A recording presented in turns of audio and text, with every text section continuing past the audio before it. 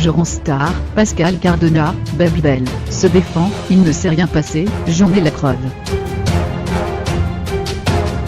Accusé de viol sur mineur par Jazo Fabre et Anouar Sinaour, d'agression sexuelle ou encore de corruption de mineurs dans l'affaire Jeron Star, dite Jeron Stegat, Pascal Cardona est sorti du silence dans Libération.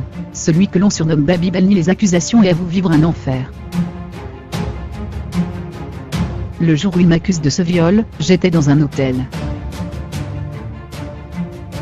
Alors que le Jeron Stargat est loin d'être terminé, Pascal Cardona est resté silencieux, jusqu'à présent. Dans une interview accordée à Libération, celui que l'on surnomme Babybel s'est exprimé, cible de 2 plaintes déposées par Jazo Fabre et Anouar Sinaour, qu'il accuse de les avoir agressés sexuellement, suite à une soirée organisée chez lui alors qu'ils étaient mineurs. Il nie les accusations dont il fait l'objet. Ces jeunes veulent faire du buzz pour accroître leur notoriété.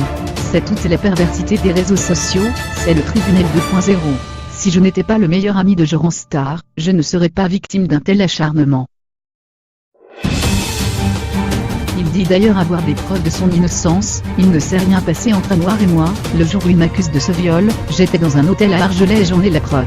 Son ami Jason, qui m'accuse lui aussi, m'a également envoyé un mail le 17 janvier, en me disant qu'il n'avait rien à me reprocher. Des photos de carte d'identité pour se protéger. S'il reconnaît avoir eu des relations sexuelles avec des jeunes qui viennent chez lui pour des soirées, il dément en avoir eu avec des mineurs. Parfois, j'ai eu des relations sexuelles avec certains de ces jeunes, mais pas avec des mineurs. Depuis 2 ans, je prends en photo la carte d'identité de tous ceux qui viennent chez moi, tout majeur.